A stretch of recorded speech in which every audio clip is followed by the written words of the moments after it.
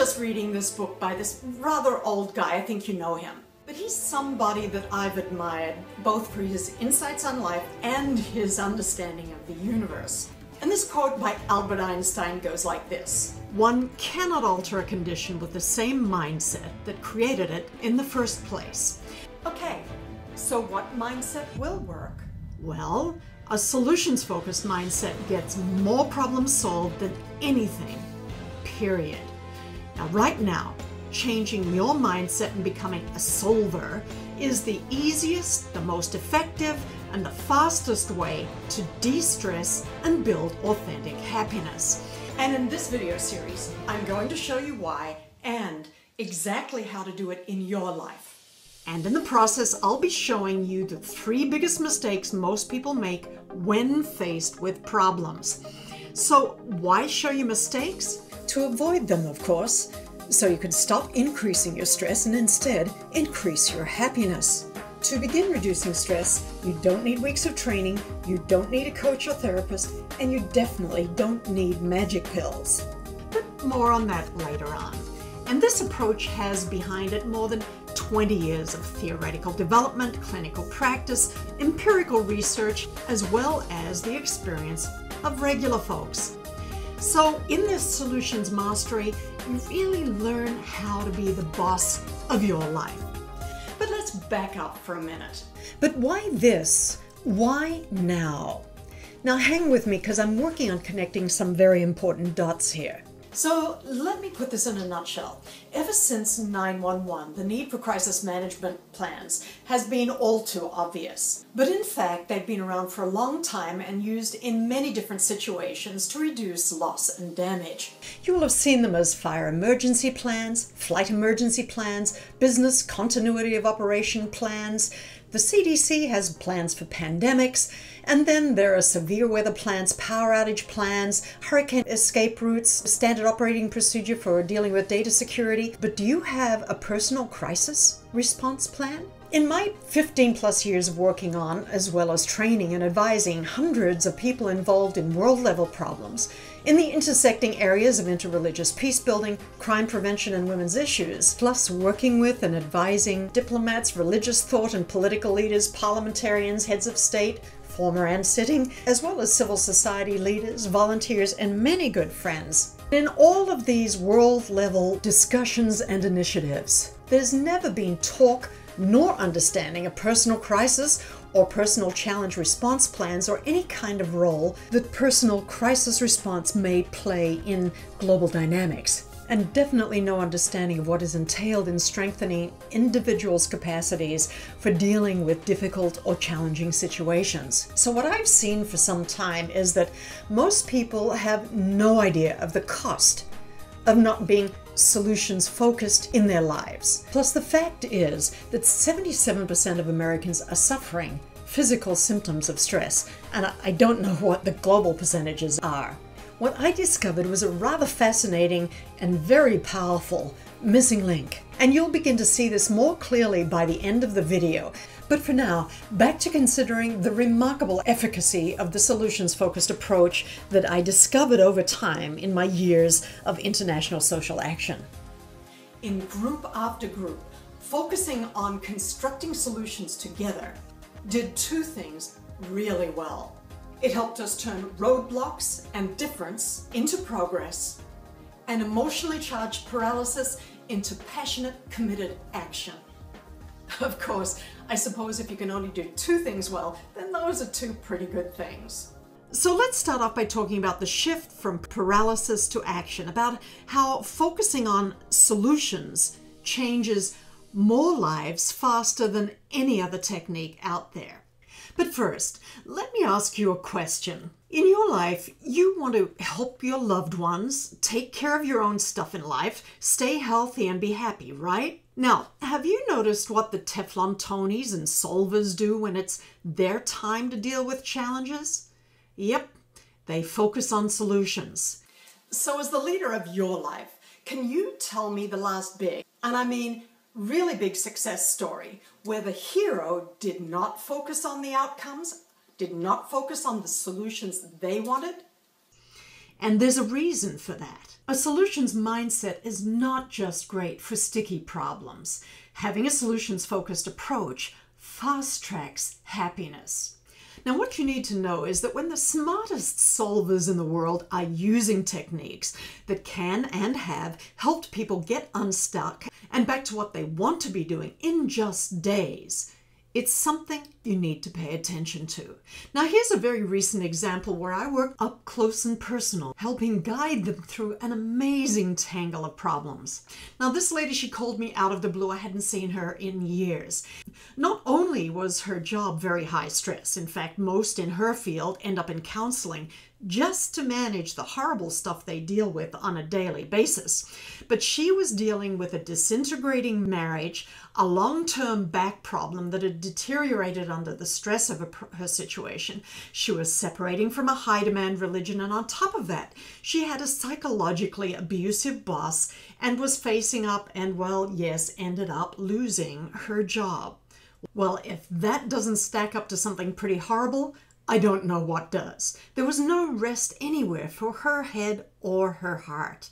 Now, this lady is relocated. She laughs. She's off her pain medication. She's healing, has written and composed 29 songs, is writing again, and that's one of her great loves, and is looking forward to each and every day. Yes, she's divorced, but the relationship with her husband is that they're friends. She has a wonderful boss, still has the high-stress job, but she's happy to go to work, well, as much as any of us, every day. The bottom line, solutions focusing helped regain a life, and the value of that, impossible to put a value on.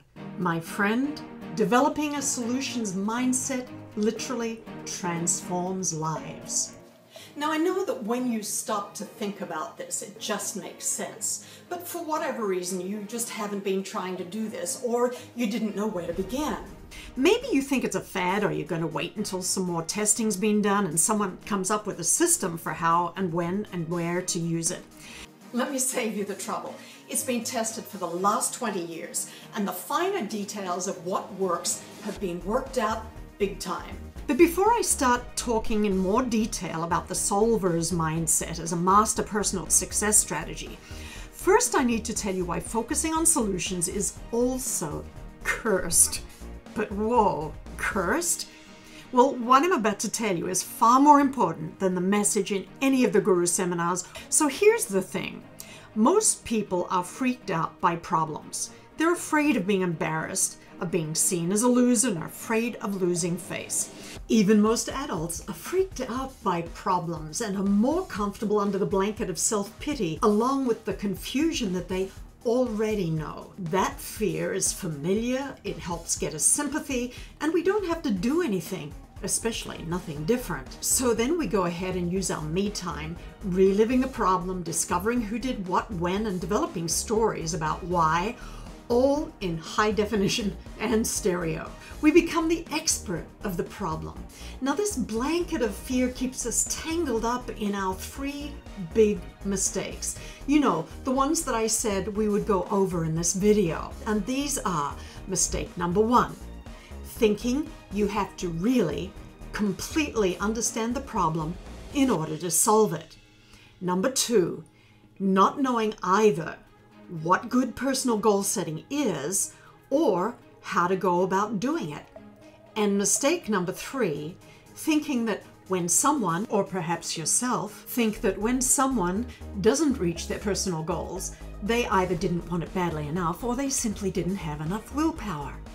Well, trust me, each of these 3 assumptions are dead wrong, and you won't have to trust me because I'm going to prove it to you in this video series. But here's the really good news. Because of those wrong assumptions, there's now a huge opportunity waiting for you. Just imagine what correcting bad information will mean for you. You can make a huge turnaround in your life and significantly lessen your stress. Now here's what I mean. You know how by learning a few core strategies and taking a couple of small steps that make a massive difference to your happiness and your stress levels is kind of like the holy grail of self-help, right? Duh. Now just bear with me. I want to show you a live example. Now, I know that people faced with massive problems resist looking at small actions precisely because their problem is so big. How can small actions make a difference? That's a really good question. But remember how they got to be so big. Yep, they built up over time, one piece of the problem at a time. But what I want you to pay attention to are the pieces of those problems that reach into our lives in identifiable moments. We know when they're happening. Our blood pressure goes up, our throats constrict, our fists clench, we go red in the face. We know those moments. And when they happen, what we do in the first 5 to 15 seconds makes a world of difference in our lives. Okay, now to our case study. Poof, here we go. You're a student. Hey, congratulations. It can happen. So you don't have enough money for school.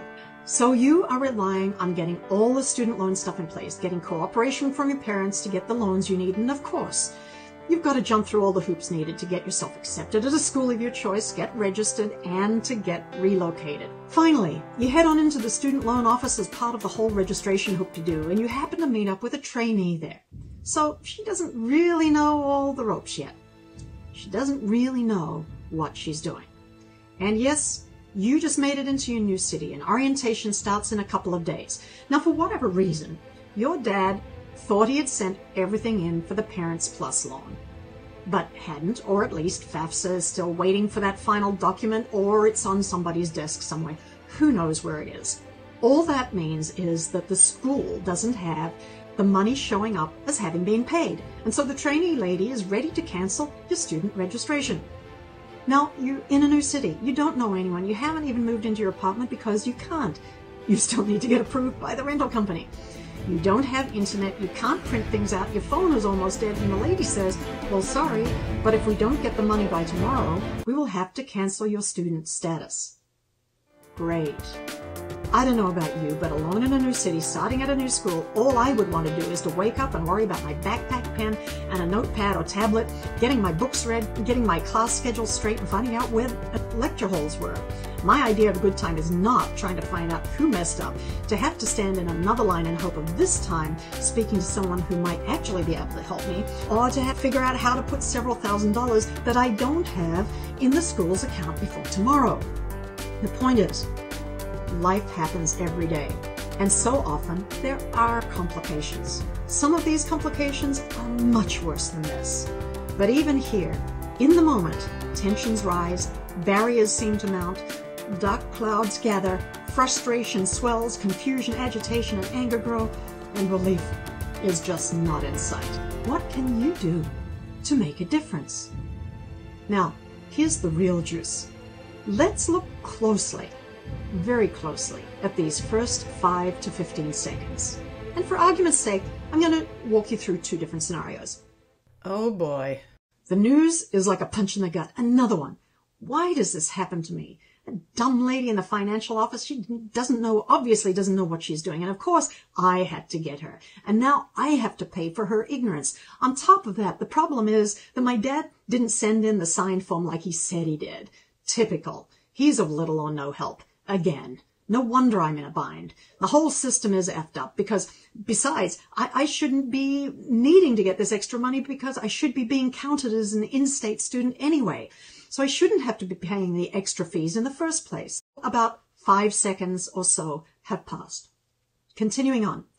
People are just so stupid and incompetent. How do they get and keep jobs in this economy? I'm so pissed off by the whole system. Plus, the government's about to go to shutdown. So what does that mean for my federal student aid? This is so unfair, and nobody cares that the stupid system doesn't work. So perhaps 10, perhaps 15 seconds have passed. Okay, now we're going to look at scenario 2. Oh boy. The news is like a punch in the gut. Another one. Sadly, I've had that before, but okay, I got through. So let me take a deep breath. Okay, worst case, if this isn't sorted out in time because I don't come up with the money I don't have, or FAFSA doesn't sort it out and communicate with the school, my student status gets canceled and it takes a few more days to get things in order. Bummer. Annoying. Pisses me off, but okay. I can survive that. Besides, it hasn't happened yet. And I hate to get annoyed, so I'm going to go to the gym and punch a punching bag, or I'm going to run it out on the beach. That's worked for me in the past. I know it'll work again. I'm annoyed, but I'll get this done. So now about 10 seconds have passed. Continuing on, what are my other options? Who can I get to wire or credit card some money in? It would be embarrassing, but I could call on my brother or my parents. I really don't want to do that, and I'll be horribly embarrassed, but I can if I have to. I can swallow that. So by now, 10 to 15 seconds has passed. And yes, in the latter case, already some very important things have taken place, and already that student is on the road toward reaching her goal, much better than the first, to be successfully registered and focusing in on her classes. Now, something very important to notice is that while there was tension in both of those situations, one resulted in forward movement and growing levels of quiet confidence, and the other in simple stress. Now, allow me to recap a little bit more so that you can see the real difference between the two. In about the same space of time, the second person already has some actions planned, and if nothing else, has put herself in the driver's seat of her circumstances, and it would seem is also getting the things done that are going to need to be done anyway, even though in the beginning she didn't realize that those things still had to be done. The problem-focused student, meanwhile, has made no progress toward any kind of resolution. She's put the same time and energy in, but the outcomes are dramatically different in feel and in substance. And the prognosis in terms of tasks yet to be done? Well, still absolutely no progress there. So in the first case, this person almost needs someone else to come in and save them. And if this is a habit, she will always be looking for someone else to do something so she can live well. Now, when is that going to happen? Yeah, probably only when the other person or player wants something from her. And how's that going to turn out? The second, well, she is being the boss of her life. She is leading her life, moving forward even when it's annoying and irksome. She feels better about herself because she's actively making decisions that move her toward her goal, and that itself is an enormous stress reducer, more than may be apparent at first glance. So she retains a confidence about herself, and the sun seems a little brighter because of it, and she will smile more and, yes, laugh much sooner. Hello, beautiful. Now, while I'm in an inquisitive mood, how about a little follow-up question? Do you think the person in the first scenario has a solutions mindset? Or do you think solutions are still a mystery to her? Did she use the tension of that setback to propel her toward a solution and toward getting everything done? Or will it turn into frustration, anger, cynicism, and residual stress? Now, if this was just, say, 15 seconds of these two people's lives, what happens when you extrapolate out from there to a whole day, a week, perhaps even months, or even years? How different will their lives be in whole? What will be the difference in the levels of happiness because of the trajectory of their lives set in those first few seconds? Exactly. It really is worth pondering. Now, one of the beauties of spending the first few moments that you encounter a problem focused on what you really want to achieve and taking small steps toward it because you have a solutions mindset is that you are using the tension of the moment to get things done that you need to get done anyway. And that is way cool. So this is the first part of the big takeaway for this video. Know when it's bad, when you're working on being a problem expert instead of working on solutions, and shift your focus. You can do it. It's not rocket science.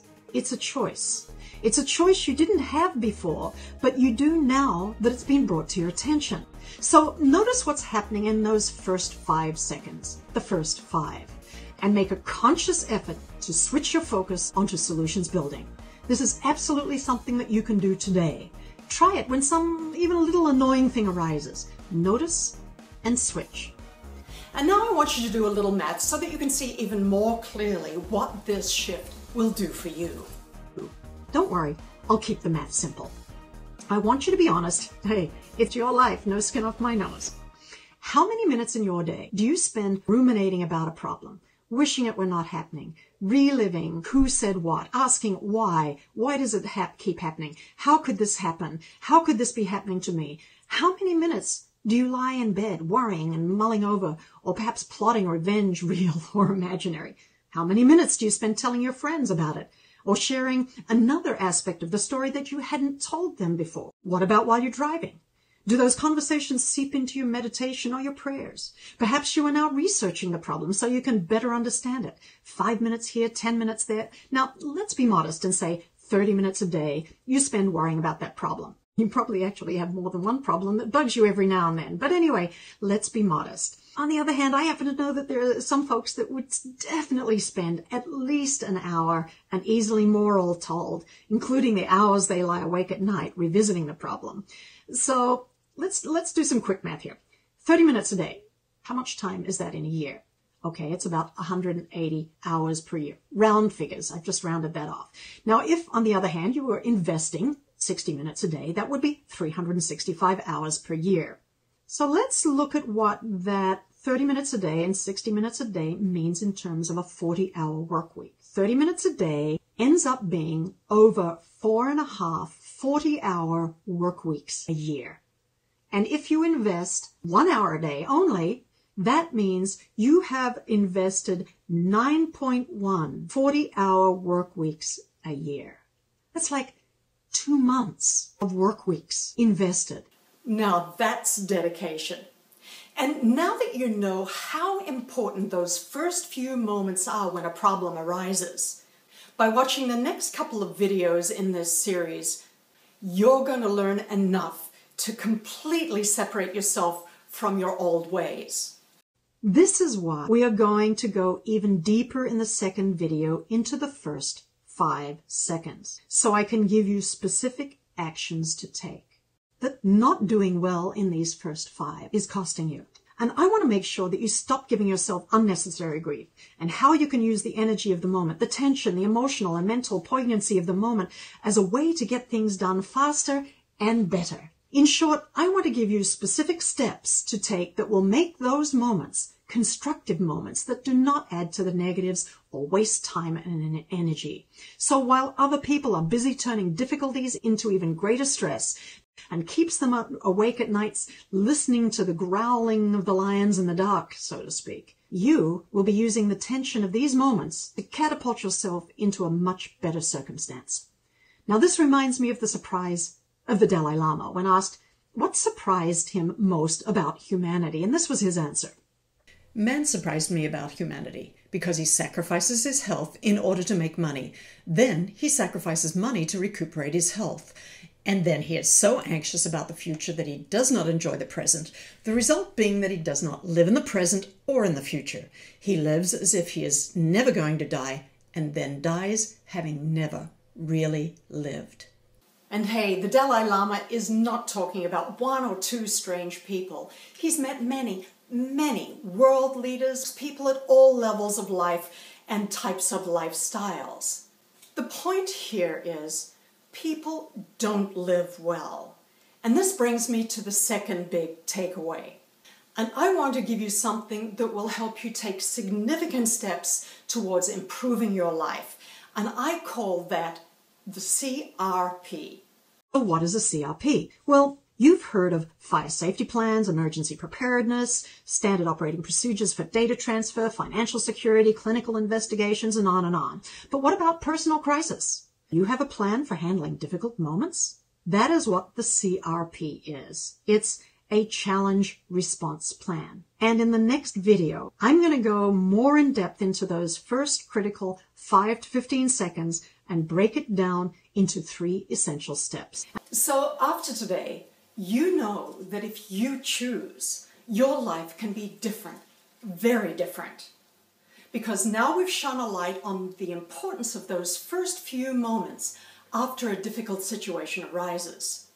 Let me assure you, there are more really simple but potent tips, rules, and insights that I have in store, and you don't have to be a PhD in psychology to understand or use them, and you won't need to pay thousands of dollars for guru advice or magic bullets, and a lot of what you do need is actually stuff you already know. And these gems are most likely still diamonds in the rough in your life. They don't look like anything special. In fact, they look like every other bit of your life until you know what to look for and how to use it. But I'm getting ahead of myself. In the next video, you're going to learn about how to use the tensions of challenges to help you reach your goals faster and better. And all of this will help you seriously cut down on the stress that you're probably experiencing in your life, or if you're average, that you're experiencing in 77% of your life. So now I'm off to get that video together for you. So give me a couple of days and I'll see you right back here. I don't know. Where is my buddy? Should I make a plan? Where is he? I don't know. Should I be worried? I don't know.